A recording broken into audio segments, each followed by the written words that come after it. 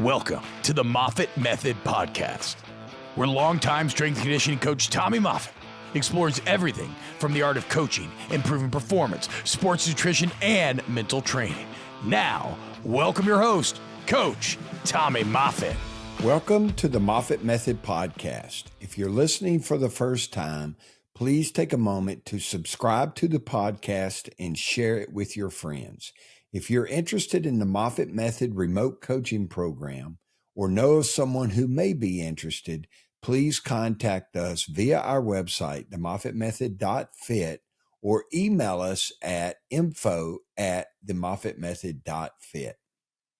Today's episode is part 2 of our amazing guest, Sam Contorno. In this episode, we take a deep dive into the University of Texas Sports Science Department and their day-to-day responsibilities. I hope that you enjoy it.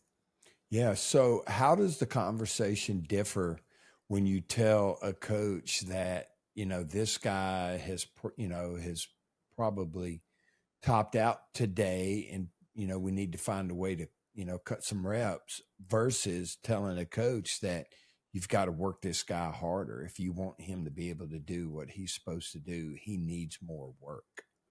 Yeah, I think that's the good part about showing up in spring ball a little bit is that spring ball, like, it's such a weird phase because you're not peaking for anything. And it's like, you're also like, your practice load isn't insane. Yeah. And so sort of what I've been trying to do is like kind of sit back and see how things happen here. Yeah. And because it's not just me with the information, because it's the athletic trainers with the information as well, we can all kind of, double team this. Yeah. And so like, if there's a guy, I might throw something in the email, like, hey, this guy's flagged 2 days in a row, or this guy's flagged 3 days in a row, or just heads up with this guy's volume.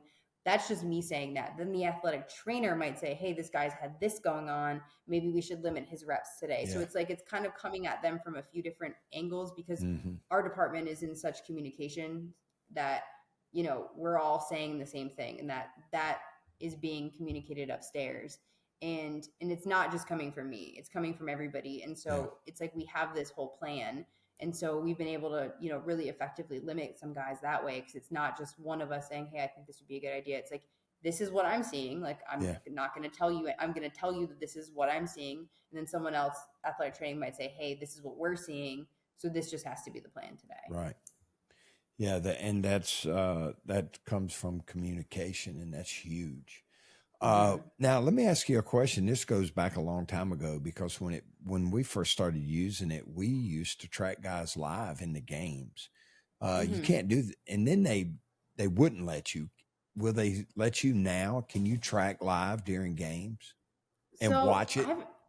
I've never logistically tried to track live during games. I probably could have at Stanford. Yeah. Just because we had room on the sidelines, and it was relatively I think I'd even asked people if I could, and everyone was like, yeah, there'd be no like signal interference, but I was always on the strength staff, so I always had something to do. We thought about it last year at Maryland. There was a literal like track with a camera that ran behind our sidelines, so we didn't have room. And then my interns were up on this like patio, and so they would like ghost tag it, and then we would just download it afterwards.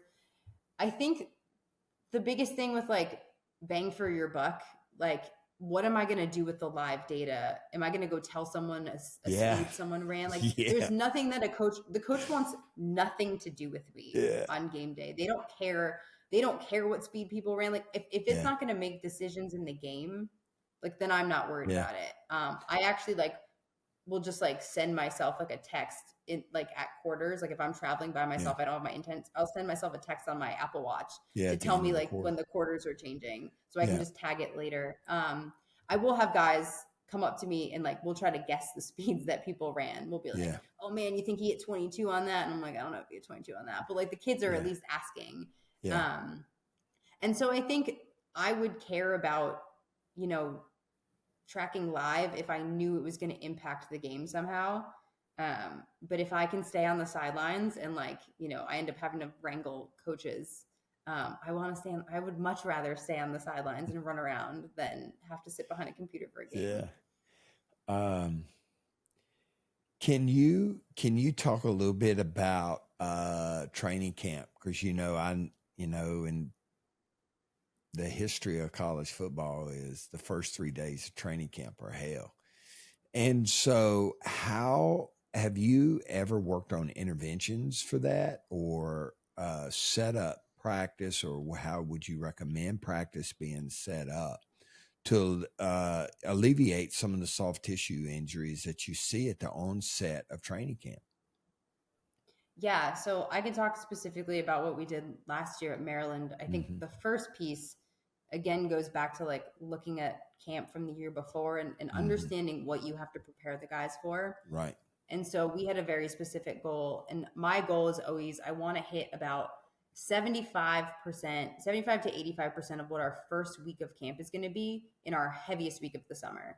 So like that week 8 of the summer, I should have about 85% of the load on the high end of what they're going to hit during camp, week 1. And that makes me feel good going into it, that it's not going to be that crazy of a spike. The second thing we did last year, and I have to give a ton of credit to Mike Loxley for this, we periodized and programmed everything from day 1 of camp to day, to the Saturday of the Mayo Bowl. Yeah. And we did that simply using time. And those first 3 days were probably the most stressful 3 days of my career, because I was like, I hope this practice works and it goes well. Yeah. But basically, it almost worked out last year, where we got those extra few days where we could start camp practice. And we pitched it like, hey, let's take a 4-day first week of camp and let's do all 90-minute practices. And I don't even think I said 90. I think it was like 90, 100, 110. It built up from 90, like 90, 100, 110, 90. And that'll be our acclimatization week. Then what I did is I took what our average game week was from 2021. I took our average game load. I built out our theoretical model of a game week based off of that game load. And again, this is for all positions. And your wide receivers are going to have more yards. Your linemen are going to have less yards. But this is, I always want to do this on the front end. So I'm never like pulling, hey, the team can't go more than 394 player load. Again, what does that mean? Yeah. So on the front end, I took that game week and I worked backwards and I made 3 game weeks leading up to that. So we just mirrored a game week in camp. So we had this little acclimatization week that was about 75% of like what a theoretical game week was. Week 2 was like 95 to 100% of what a theoretical game week was. Week 3 was about 110 to 115% of what our game week was. So that was our peak camp week. It was week 3. They had been, acclimated to the volume. It was actually higher than what they would see. And we would always end that day with a scrimmage. So now, not only are you building up volume, but you're actually getting these guys accustomed to what their weekly schedules are going to be, because the body does run on a weekly clock. And, your body knows it's Saturday. I'm going to get hit today. Like, it's going to get hungry at certain times. It's going to start producing different chemicals at certain times. So I wanted to get that weekly camp cycle started, or season started, as early as possible. So we did a small week, 3 weeks, and then we backed off about 10 days before our first game week, or first game, excuse me. So the Wednesday before, game week 1, we started to back down. And then when we got into game weeks, and I know you and I talked about this, we roughly did try to periodize in-season weeks. Every 3 weeks, we would knock 10 minutes off of every practice. And, I think I've heard a few theories on how people have like periodized game weeks. I'm always wrestling with ideas. I'm already planning our game week. So I'm going back and forth between like, do you plan for what you think your opponent is going to be? Do you plan for what you think, it is really difficult. And so I want to have that plan on the front end the best I can, so that way we can adjust. I think last year at Maryland, we thought we were going to do every 4 weeks, we were going to decrease time. And then we were playing Michigan week 4. We had a really hard game week 3, and we were like, you know what, we're going to just start this early. And I think that's the beauty of in season and the adjustment. But that was all possible because we had a really smart camp. Yeah. And we didn't have a single hamstring in camp. Yeah. And I think a lot of that was just because we were smart on the summer and we built up to the volume that we needed. And I'm a big, proponent of like, these guys need volume on the field in their cleats. Like that, we need to make sure we get them to whatever 85% of whatever that yardage is going to be. I feel good about that. And then we were smart about camp. And again, credit Mike Loxley, like it's day 3 and I'm shitting my pants because I think it's a 90-minute practice. Guys aren't running fast enough. He's getting mad. I'm like, he's going to blow up this whole thing. We're going to have a 3-hour practice. And he went with it. And, football happens and, we got lucky, so to speak, with some of these contact injuries, and our team was very healthy and the injuries decreased from the year before. And again, like, was it luck? Sure. But did we put ourselves in a position to be lucky? I think we did. And so, Tori's super on board with this. He loves practice periodization. He understands that. He's really good about communicating with Sark. They're already talking about in season. And so, I think the sooner that process starts, I think the better. That was the first thing I did when I got here. I started pulling old game data. Yeah. So we were texting last week about some different things, and you brought up something that I thought was pretty interesting. And we were talking about comparing weeks where you won and lost games. What kind of stats do you have on that? I think this is my favorite to talk about, game load and game situations. It's so funny because a lot of people compare how the team is doing to in-game speeds and in-game performance, and football is just so contextual and nothing makes sense. And it's such a disaster when you look at the game data sometimes and you have no idea. I definitely you've noticed patterns over the years where offense, if your offense runs fast, you had a good day. If your defense runs slow, or defense runs fast, you had a bad day. That's usually how that goes. But when it comes to practice weeks, when I look at if a team is feeling good going into the game week, I don't like to look at games because again, anything can happen on game day. I like to look at specific periods where we did the same thing. So last year that was kickoff cover. We knew we were sprinting every Monday and Thursday in kickoff cover. Our guys loved it. They competed their asses off. They would sprint down the field as fast as possible. So I would look at specific guys and be like, hey, this is his normal kickoff cover speed. He's not at his normal kickoff cover speed. It's been 2 days of him being lower. His force plate metrics are bad. He had a terrible game load on Saturday. Something's going on. We probably have to limit him or do more recovery or whatever the case is for that specific individual. So when I look at week to week performance, I look at what we do in the practice as opposed to games.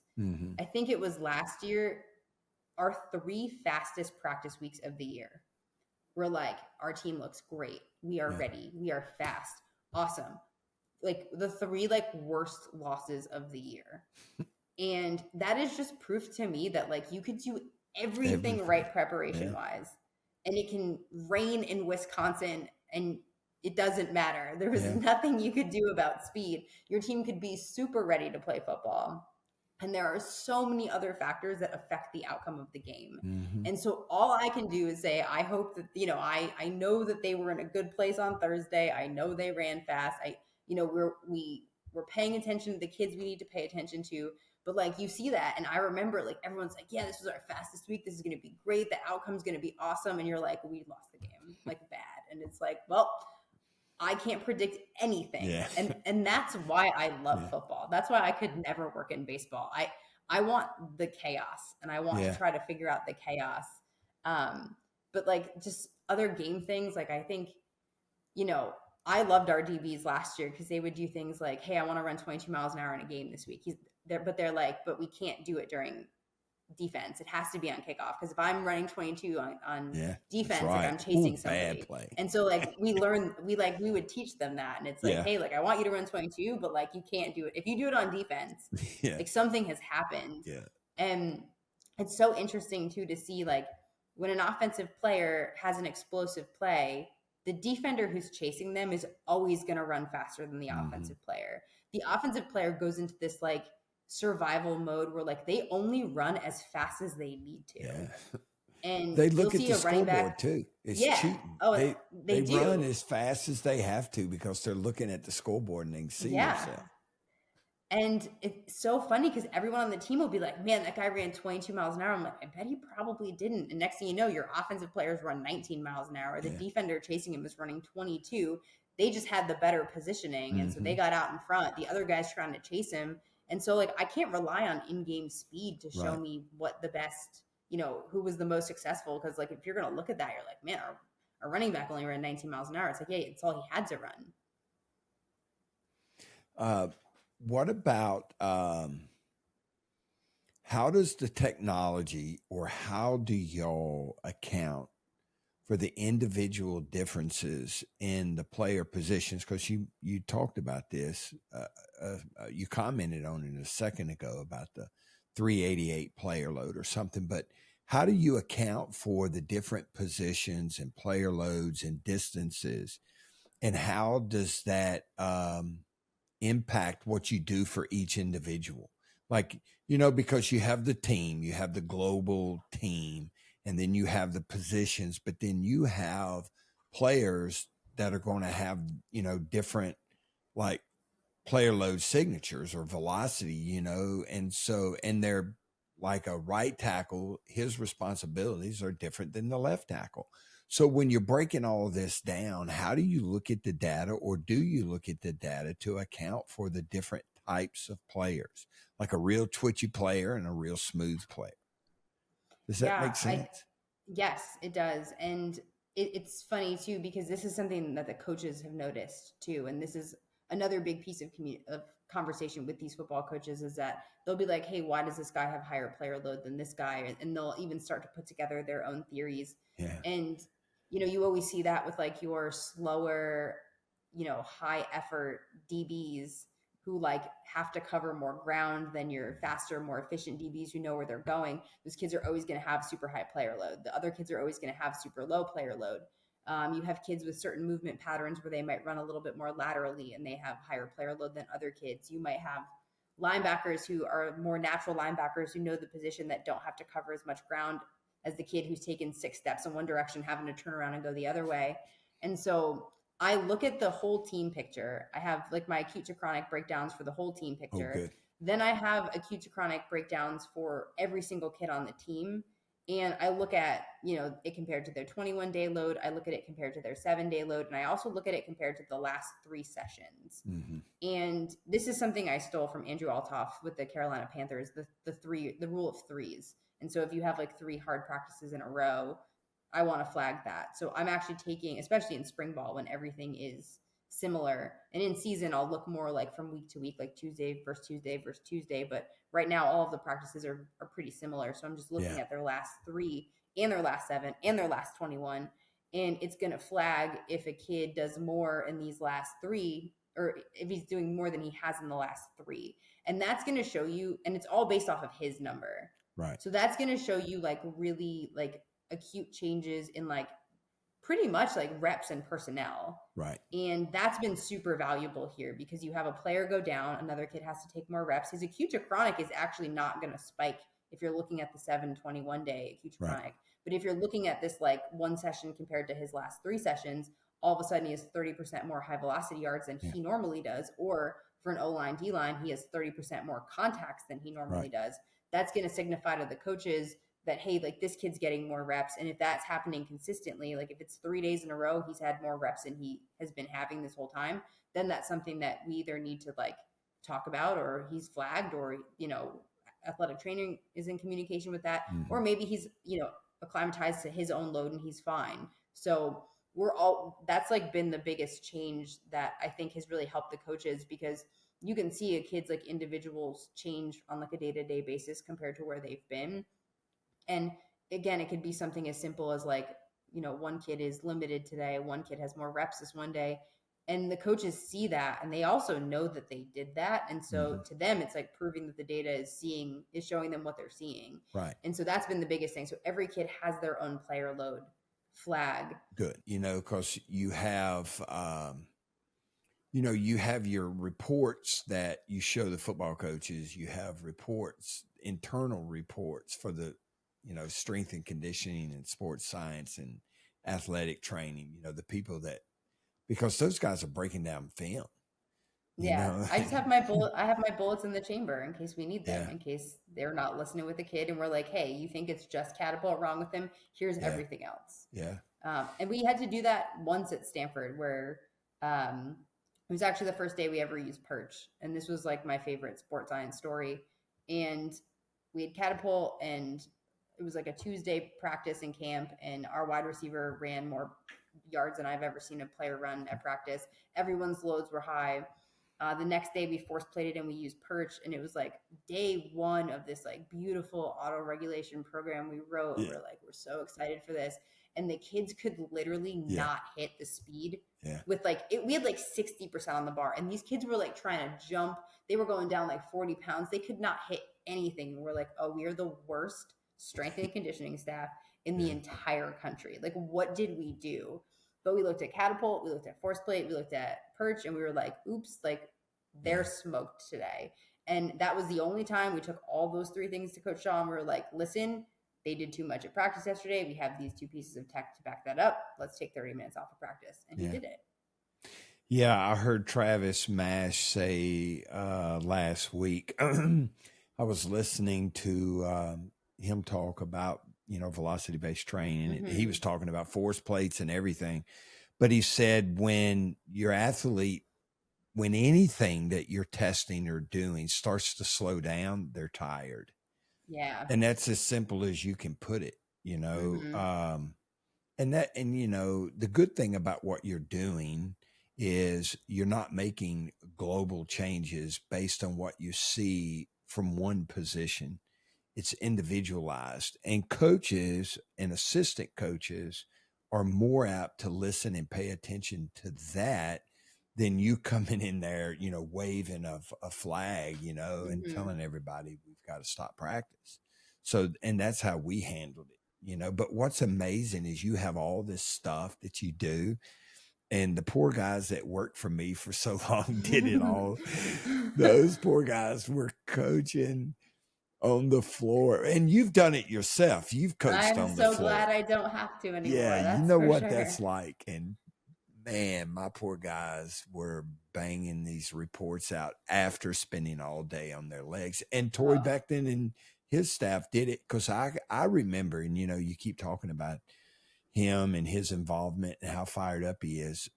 Last year when we were in Columbus, Ohio for the Arnold, he and I talked a lot, and you could tell that he was passionate about catapult and passionate about doing the right thing because it was the best thing for his team. And so I mm-hmm. thought that was cool. And now here you are taking that off his hands. So hats off to everybody for that.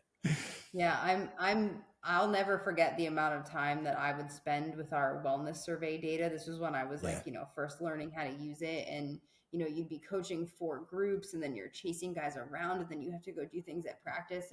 And that was, it was the point where I was like, I don't care. I don't need to cheer anybody on for bench press. Like, I'm over this. Yeah. I would like to never, and listen, I can't walk by a rack that's power cleaning and not say something. Yeah. Like, I can't help myself, but I know that I have other things to do. So it's like, if I have to do a watch set for bench, like I'm over it. Yeah.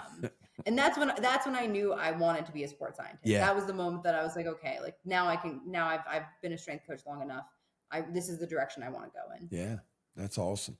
Well, now let me ask you this. Have you in the past seen any like positive or negative correlations from one particular product when compared to another? If this player's RSI is this, then that means his velocity or his NORBORD or something's going to change. Have you gotten it to the point where you see those things and or have a very good feeling about what might take place or what's going to take place? Yeah, one of the stronger correlations that I found with force plates is RSI and max velocity. Mm-hmm. And so the guys with the higher RSIs typically have the higher max velocities. That one is a little bit stronger than like the peak power per body weight and some of the other metrics. Yeah. This has led me, and again, I've had some awesome bosses who have let me test out random stuff sometimes, but at Stanford, there was one year where I actually made force velocity profiles off of the force plate with different jump metrics. I kind of like reworked my own Sparta scale to like things that I wanted to look at. And we did this because we had this one athlete who had a really, really specific deceleration signature on everything. He had a ton of decels in his return to play run on something that you wouldn't have expected that many high decels. He had super high like braking force metrics. So like his eccentric speed or braking speed was really fast. His eccentric decel rate of force development was really high. His force and zero velocity was really high, and he didn't jump very high. And there was another one, I think. Oh, and he was a super, super strong athlete, and he wasn't super fast. Like his Perch force velocity profile was all towards force, and he was a wide receiver and in the best kid of all time, and worked his ass off at specific drills. And I'm watching him one day, and there are these crazy decel drills where he's slamming his foot into the ground, and you can see this pattern show up on all of his movements. And he ended up breaking his foot. And so it's like, okay, you're looking at all this stuff and you're going, his catapult kind of looks like his force plate, which kind of looks like his strength numbers. And clearly he's producing a lot of like eccentric force, but the concentric force and the concentric speed's not that high. So the force is all going somewhere. It's going to the weakest link. It's going to his foot.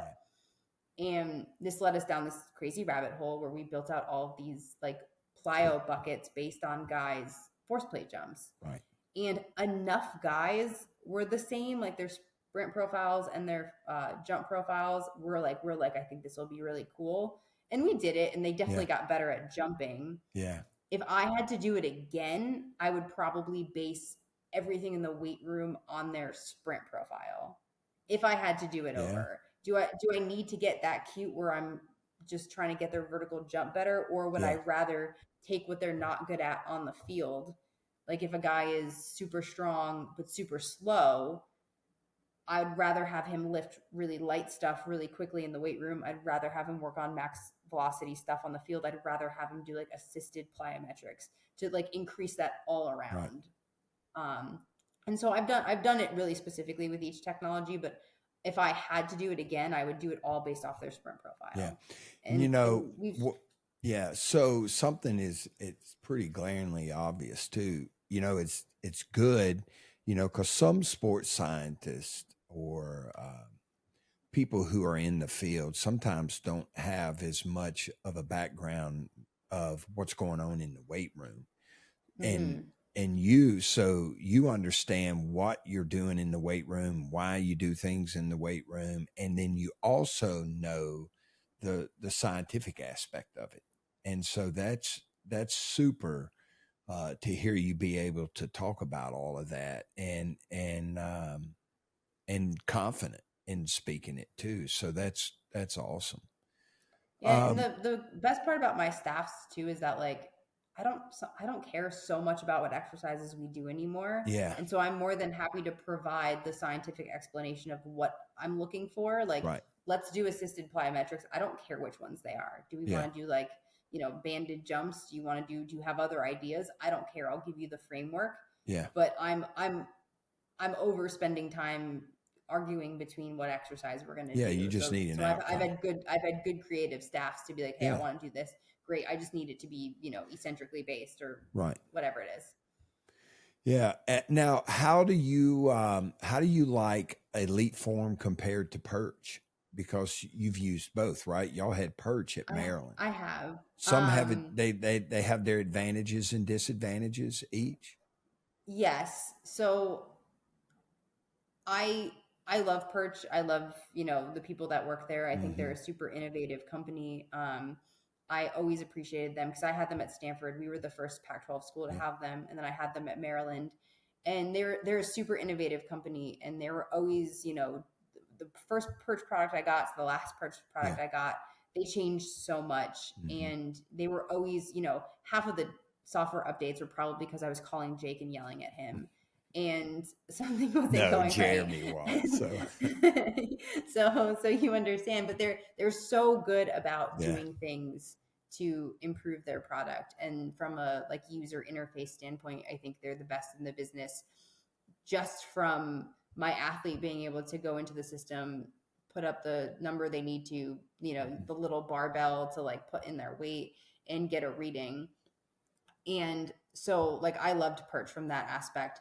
EliteForm has been interesting to use too, because their interface is definitely different and it's definitely a little bit more simple. And there are certain things that you can't change. And so I had to go, I've been using it as much as possible so that way I can coach our athletes up as much as I can. And so now our guys have like 3 rules that they're going to need to follow to like effectively use EliteForm, or they're going to drive me insane. And so like I have my EliteForm rules, and they're a little bit different from my Perch rules, just from like an athlete user standpoint. The cool thing about EliteForm is like it doesn't need to move or adjust like Perch does. So like if me 5'2" is squatting in the rack, I just set it to squat. There are 2 cameras, and so like one of the 2 will like pick it up. And so there are definitely like benefits to both. Video is video. Neither of them work sometimes, just because video can be a little bit more testy than like obviously the linear position transducer. And so like if I had like my own weight room to buy whatever I want, I'd get video at all the racks, and I'd still have like a few maybe tendos or something like that in case like I wanted to do something off the rack that required me to have to like, do a jump or just something that like sometimes the tech can't get. But they're very similar in their operation. And my big thing, and my big thing is I just need them to be operational for my athletes. Like I need these kids to be able to use them. I have used the Perch data really effectively in the past for like upper body monitoring in season, because our bench loads were light enough that you didn't need a spotter, and the spotter wasn't getting in the way of the camera. And so I would print out a Perch report every day that would have like guys' bench numbers. And so we had specific athletes where like if they were hitting much lower than we expected them to hit, we followed up to be like, hey, what's going on with your upper body? And I think we don't do a good enough job in this field, just in general, in upper body readiness testing, especially with like football players in contact in season. So my goal with EliteForm, I had a call with them a few weeks ago, and it was, hey, I need this operational for 18 to 21-year-old boys to squat and bench in season, and like then I'm happy. And if we can do that effectively, then I'm happy. And that's if I, and getting the data and cleaning the data is always a little bit of a pain because you have the errors in there. And obviously I want to be able to visualize the data and be like, hey, this kid's upper body isn't doing what it's supposed to be doing. But I do think that for auto regulation, like using it in the moment with the kid is the most important part of it. Like that's what its worth is. If I get to see the data and I can clean it and all of that stuff, like that's great. I know these kids are going to make errors. I know these kids are going to add their weight to the wrong kid's profile. I know they're going to add the wrong weight. I know they're going to forget to click start. Like they're 18-year-old boys. Like I know that's going to happen. I know that like VBT data is almost never going to be perfect just because of user error. But if I can get that operational and I can get these kids to buy into using it correctly, like that's all I need. Yeah. That's awesome. Yes. The way ours were set up, the way our Perches were set up, we never had a problem with spotters. So that's the first time. Oh, I've never not had a problem. Both Perch systems and EliteForm. Were your racks high enough that it wasn't a problem? Well, our racks were high, but it's where the Perch is mounted. So did you have the bar that they like added to your rack, or was it like on? Yeah, it was a bar that we bought the bar from them that was added to our rack. And we gave them the powder coat code of it, and it matched perfectly, and it sat up there. So it actually, the camera turned back toward us. So instead of it being straight down, the camera was far enough in front of us that it actually had to come backwards, something like that. So it got a view from the front. That's actually a great idea. You'll laugh at this. We had their bar mounts at Stanford. Yeah. And we had double-sided racks. We had 10 double-sided racks. And so our poor interns, if we benched and squatted on the same day, they had to take it and flip it. And we had to draw little markers in our racks where they had to put the adapter. But we couldn't have, our like racks ended before the bench. So we couldn't have put the Perch there because that would actually be the perfect solution for. So they were double-sided half racks, probably. Yeah, they were double-sided half racks. That would make it tough. Yeah, see, we didn't have double-sided racks, and our racks were gigantic. They still are. I mean, they're big racks. So if you were doing something on the other side, the camera would probably see both bars if in a situation like that. Yeah, so we didn't have those problems. with us, our problem was Wi-Fi. See, Wi-Fi. It's always Wi-Fi. So we had one Wi-Fi antenna. And I didn't know, I never thought of this, but every person that has a cell phone. So, we had 24 Perch units, and you're thinking 24 units, that shouldn't be that bad. But if you've got 30 kids in the weight room, of those 30, 15 probably have their cell phones sitting on the counter, plus my staff, the nutritionist, the people working at the fueling station, and anybody walking up and down the hall. Yep. If they had Wi-Fi turned on their phone. So we had to really dive deep. And, as a strength coach, I never thought I'd be worrying about what Wi-Fi you had in your weight room. But we ended up having, and, it got intricate because then we had, and I'm, you probably know you can do this, but we had to tell, instead of allowing the device to search for whatever Wi-Fi it wanted to use, we had to specify which Wi-Fi, I guess it's called a router. I don't even know. That's how little I know about Wi-Fi, but we had to send it. So this set of racks were going to this Wi-Fi antenna. Okay. This set was going to that one. That was going to that one. And then once we figured all that out, we didn't have a problem with that or anything. But yeah. I know that's Go ahead.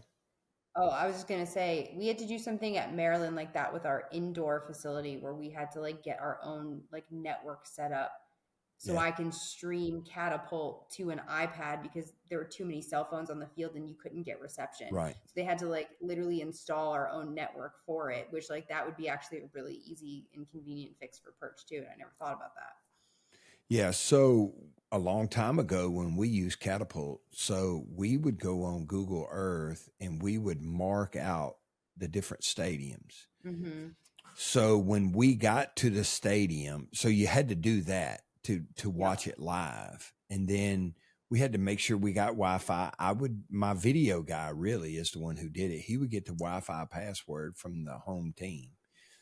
And I could sit and watch our guys on the field live Catapult. Did you do anything with that data? Did you tell the coaches how fast guys were? I'm not going to mention a player's name, a coach's name, or the team, but we were playing this team.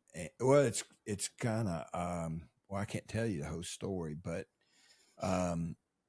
it's crazy, some of the stuff that you see when you start using this. Well, I'm going to give you a great example. All right. So we were playing a team that had a really good mobile quarterback that ran around. He ran around all the time. And we had Catapult on. And so our coaching staff got our best player on our team who just happened to be a wide receiver. And they wanted him to mimic the quarterback of the opposing team during a team period and run around and throw the football. So I downloaded the report and I looked at his accelerations and decelerations and, player load and distance and everything. It was off the charts. Well, I can imagine. So he was running our plays on offense. And then when we put the scout team offense on the field to run the opposing team's plays, he would go out there and play quarterback. Well, he was a dude. Those are the days that you are happy that you have. And I'm like, oh my God. And this was the first year. This was 10 or 11 years ago. I mean, this is when Catapult came to America. That's funny. And that's one of those positions that every team you go to, you have to see what the quarterbacks are doing. Yeah. Sometimes you have a running quarterback. Sometimes I know. I feel that position is the biggest difference team to team. Yeah. So, and this player played quarterback in high school too. He went both ways. Anyway, so long story short, I've used it a couple of times. One, because our pregame was the stuff that the guys did before the game, and then what their coaches had them do during pregame. It was like a Wednesday practice. So we did a Wednesday practice before we even started the game. So that was the first thing I noticed. And then what was funny is, so that player I talked about, in that game, his velocity, and I already knew it, but his average velo was like 2 miles per hour slower that game because of all the extra work he did that week. And I could tell on the sidelines. And there were other instances where I'd go to the coach and whisper something in his ear. But then the NC2A, they came out. I guess it was the third year of Catapult. They came out and said that you couldn't watch it live. That's why I was going to ask, because that's interesting. Yeah. I feel like I've always seen people travel to games and like they have their receivers with them. So I don't know if that's still. I just don't think you can look at it. You can track it live, but you can't look at it. Okay. Or use it. Yeah, that's interesting. You could have a good competitive advantage too. I mean, I think that's potentially the use for it in the future is like you're tracking your guys live during games and you're like, hey, this guy's starting to slow down. Like let's switch him out. That's what they do in other sports. With Catapult. They use it for benching and giving guys breaks when they need them. Yeah. So, all right, and you've touched on this. So, with return to play protocol, I'm sure y'all use it a lot in return to play protocol, which is, some schools, the athletic trainers do it, and some schools, the strength staff does it. And I guess, other places they have other people do it. But what involvement do you have with that? And how do you use GPS? Yeah. So at Stanford, we did all the return to play as strength and conditioning coaches. So like any of the run progressions were all done by the strength and conditioning staff. And they were very, very, very specific. Like every day had a specific set and rep, which I think is cool from a data perspective. Yeah. And so I basically built up like 2 years worth of like what these specific run progression days were. Oh, wow. Cool. And it got to the point where between like objective numbers and like subjective, like, did it go well? How do you feel? Yeah. Like being able to pair things together, we were able to figure out what was like a passing miles per hour for each day. And so we had certain checkpoints and we'd literally be like, hey, so did this kid hit this miles per hour today? We'd be like, yes. Okay. He could move on to the next day. Cool. Or did he hit it? No. Okay. He can't move on to the next day.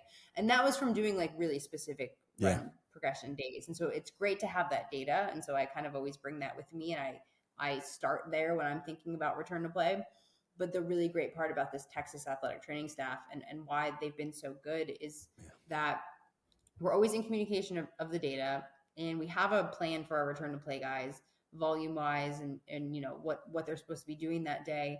And when I get the report, I can like look across the week and be like, hey, it's Thursday. This kid he's in his progression. He's on to change of direction stuff now, but he hasn't hit max velocity. I need him to touch 90%, on Saturday. And so I don't have to micromanage that. Our athletic trainers go out. They know exactly what they want to do for the day.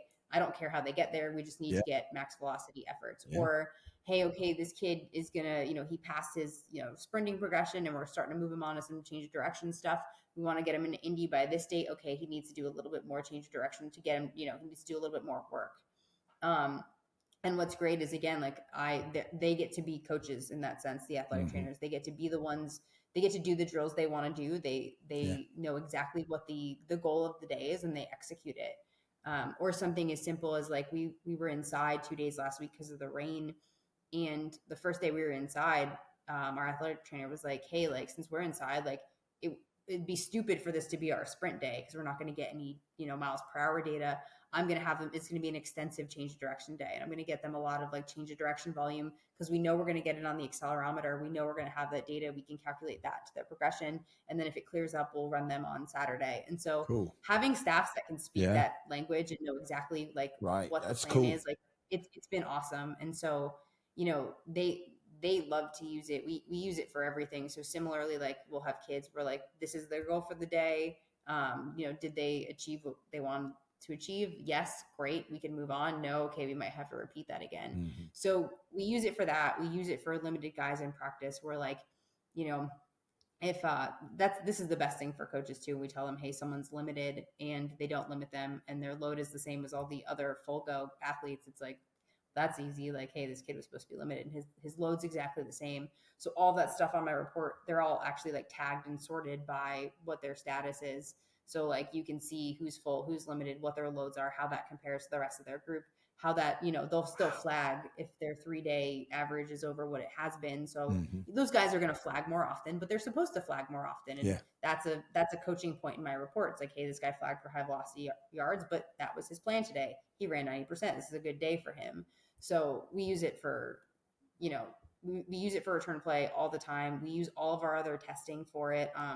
We use our DARI, like we use that 4 times a year. And we do certain movement screens, and they'll go to the other lab and they'll do, some movement screens. They'll do, iso mid thigh pull. They'll do force plate jumps. They'll do this Kaiser single leg press. And so like when we have return to play guys at certain points, we'll be like, hey, okay, it's been a month since they've done this testing. Send them over to go do the testing again. So we'll just utilize our baseline testing protocols more often. And that's one of the other projects I'm working on. That is awesome, man. Y'all are doing some stuff. We're doing a lot. We're trying to do a lot.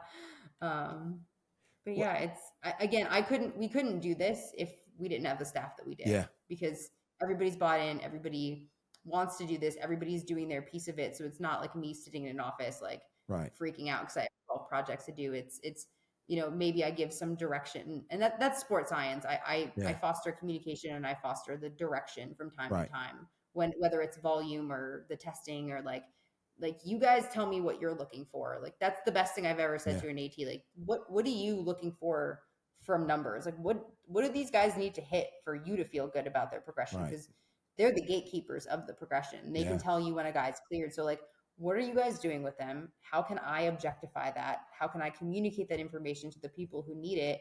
And how can we like more effectively structure our return to play?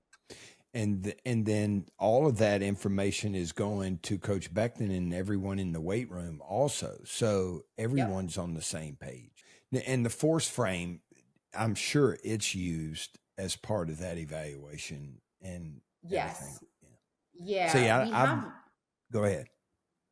I was going to say, we have one that lives in our other sports science lab. And I think we're going to try to get one for mine as well. Cause we utilize it for our baseline testing 4 times a year and for injury situations, but we're trying to use it a little bit more. We're trying to do some upper body stuff. So that's not one that I've used it sparingly. Yeah. See, I have a lot of data on it. Yeah. So we're trying to figure out better ways to use it. And I think upper body is the other one that we are looking to explore. Yeah. Because, like grip dynamometer. Do you have their grip dynamometer?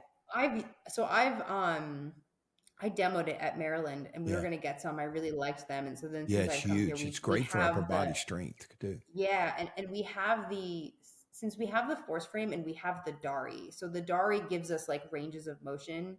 And so we can kind of like have it between those two pieces of tech, have it do the same things.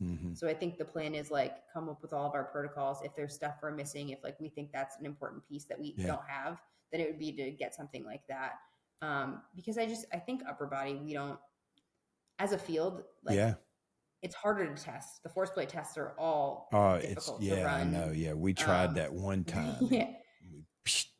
And if it's inefficient and if it doesn't work, I'm going to throw it out. Yeah. So I'm going to quote Joe Danos, the great Joe Danos, or Danos at the Denver Broncos. He said, if you've got a strong grip, you've got a strong upper body.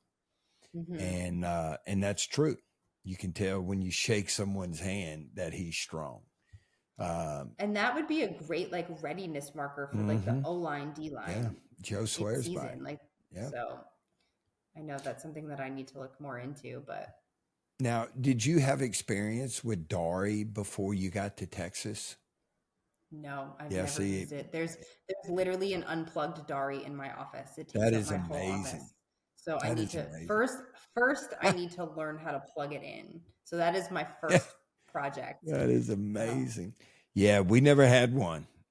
And you've got an unplugged one. It's unplugged. It takes up the whole thing. It has this like really obnoxious green floor that I love. Yeah, it's big. That is awesome, man. Yeah, there's some like cool like there's like I want to look into some more of the tests. There's like a lateral bound test on it that I'm interested in.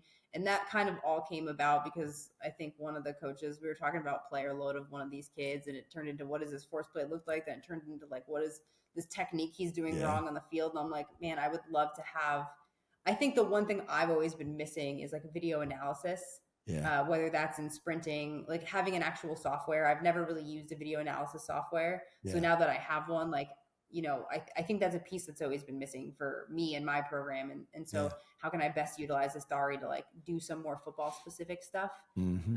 And again, while it is sitting unplugged in my office, no, it's a great piece. and I might as well play with it.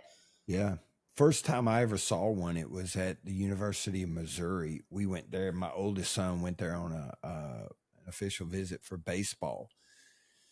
And they had one, and I didn't even know they existed. I was like, what's a Dari? And they had it in their weight room. Our recruiting people tell people it's like a video game simulator. Yeah. Yeah. It looks like I have a spaceship launcher in my office. Now, I know you must read an incredible amount. I'm sure you do. As anybody in this day and age that thinks they're going to be successful in our field and they don't crack a book or, go online and look at recent journal entries and stuff, you're going to be left behind quick. And I'm a geek for this stuff. I've always been a geek for this stuff. So I think it's cool, because you get, and it's really cool to see a guy, clean 400 pounds, squat 600 pounds, bench press 500. It's cool, man. But to be able to see it at such a granular level that you can see it with all this type of stuff is really cool. And I liked everything. Well, I didn't like, what were the pants? The Athos shorts. Athos, yeah. See, we tried the pants, the shirt. We tried all of that, but we figured out quick. And then basically, if you can wash any piece of technology, it's going to end very poorly. Yeah. But I think it's all really cool. But so here's my question is, how do you stay current? Because I know stuff flashes by, your email every day, but what are some resources, that you turn to, regardless of what you're looking at? Any favorite places or any tips or books or anything? Yeah, this is probably I have a few terrible answers to this question. I always try to read a book that is not related to the field at all whatsoever. I know that. My major is psychology or whatever, neuroscience. And so psychology was a huge piece of that. And so I'm always reading something that's sort of in like the behavioral neuroscience field.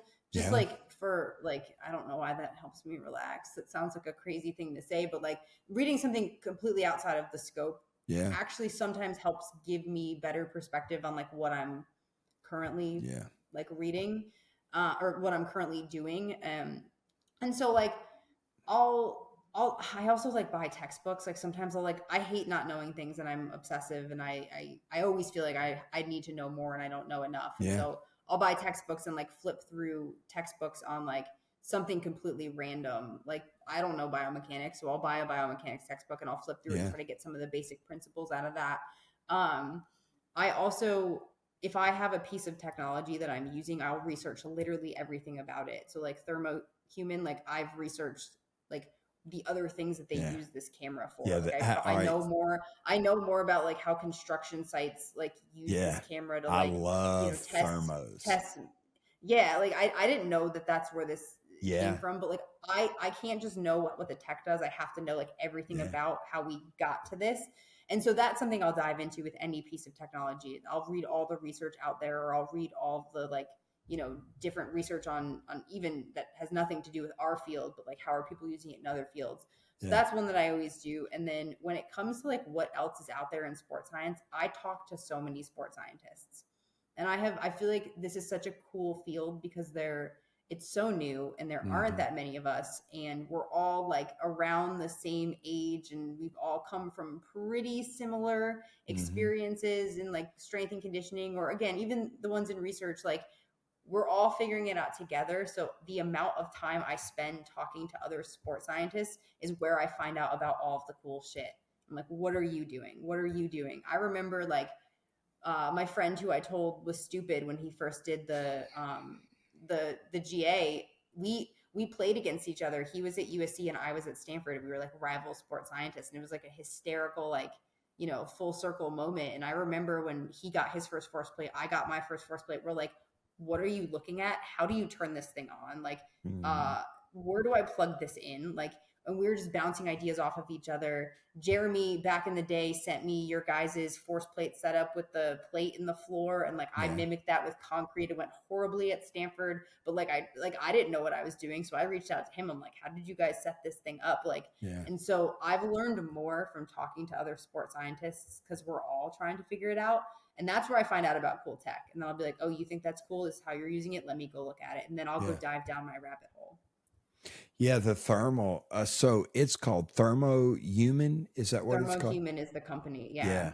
So I had I had one. It wasn't Thermohuman, I promise you that. But I guess this was 2017, because it was Vic's idea.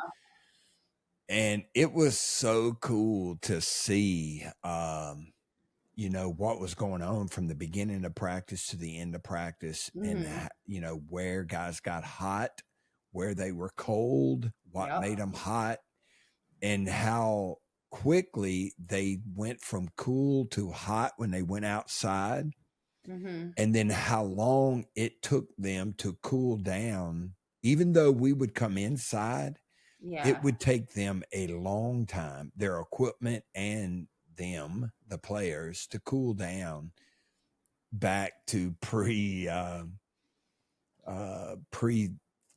do you call the like pre-practice temperature? No, when you go out what the Sahara Desert or whatever you want to call it, outside. But so that is super cool. Like, that is something to me that is super cool.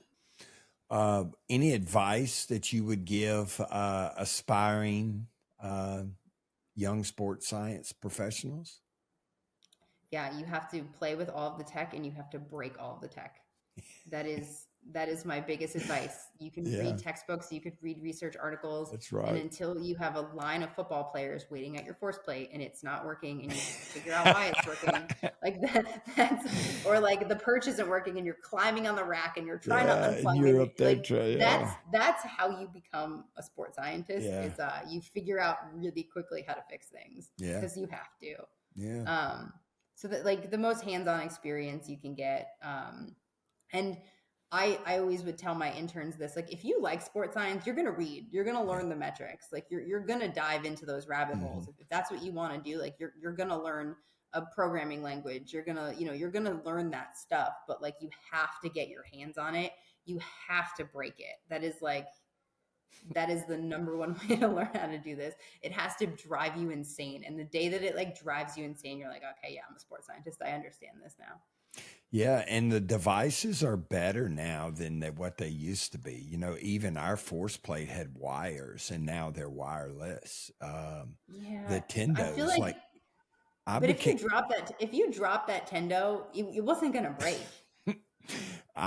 I figured I became an expert on repairing them, because, you know, the old Tendos, all it had was like the little dumbbell thing. It didn't have the mat that kept the string from whiplashing, or I guess that's for the lack of a better term, and it got tangled up. So we used to send them back to Tex at Sornex, and he would try to repair them or send them back to get repaired. And then finally one day I was like, man, let me see if I can fix this. So I got my screwdriver out, took it apart, and we sat there, and I didn't send nearly as many of them back. But yeah, those Tendos were something, man.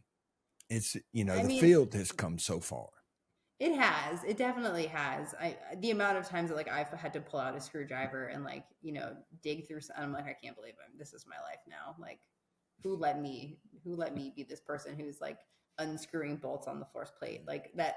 It is hysterical how that is such a big part of the sports science job that you don't realize at all.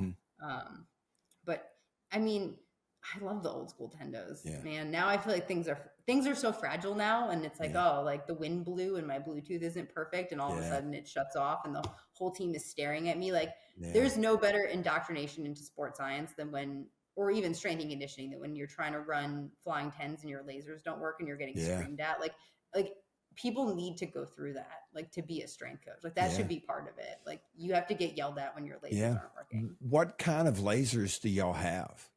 So we have the Smart Speed, the new Vault Smart Speed lasers. And that was literally like, I showed up day one and Tori's like, you need to figure out how these work tomorrow. And I was like, this is awesome. Cool. And me and Corey Castro were out on the field and it was windy and things were blowing over and we're like trying to figure out how to use these things. And we're like, oh, all right, day one, like, welcome Sam. Like, let's, and they work and they're super convenient, but like, there's such a learning curve to using a new piece of tech. Oh, I bet. Yeah. And I haven't worked with it. And they're like, it's the apps and where you put the Bluetooth thing and how far apart can they be from the Bluetooth. And I'm like, oh my gosh, like where are my browers that like you just like clicked and like would fall over occasionally, but it was fine. But then once you get it working, it's so worth it. But people buy tech and they're like, I want to use this tomorrow. And it's like, you need a week to figure out everything that could possibly go wrong with this. And like that was my call to EliteForm. I'm like, hi, I just did this. If I'm an 18-year-old boy, I'm doing this wrong, this wrong, this wrong, this wrong. Tell me how you fix this for me. And they're like, oh. Yeah. So Tim Johnson is the assistant director of strength and conditioning at Baylor. And Tim, so we had this old, it was a very nice timing system, but it was still, there were wires. And a bunch of wires, and it had to be set up just right. It's a Lynx timing system that they use in track and field, but it was an old Lynx timing system. So Tim knew how to operate it. So whenever we were timing players at our football camp, where you have hundreds of kids coming through, if it broke, everybody would start screaming for Tim. And then Tim left to go to Baylor. So when Tim left, I told Jeremy, I said, Jeremy, because Tim and I were the only ones that really knew how it worked. And so I said, Jeremy, you have to learn how to set this thing up. And Tim had a drawing. So we would be timing whenever it broke, everybody would start screaming for Jeremy. That's so funny. To come fix it. If you can explain how to fix lasers or set up lasers to like a football coach, like then like that's when you can teach something. Like that's right. They always say like you get better at like learning by teaching. Like if you can teach a football coach how to set up a laser, like how to set up that laser. Yeah. Well, unfortunately our time is up. I could keep going, but our time is up, and I'm going to watch the Tigers play a baseball game tonight. So I got good tickets. So it's a great night. But I really appreciate you taking the time to come on. I know that y'all worked this morning, and so it means a lot to me that you did this, and you shared an incredible amount of knowledge. You have an incredible amount of experience, and I think it's going to be a great episode because you're so knowledgeable about it. I appreciate you having me on. Oh, well, thank you. I love this. I can talk about this all day. And so can I. I know this has been the best part about, getting to know you is how deep a dive we've taken on some of this stuff.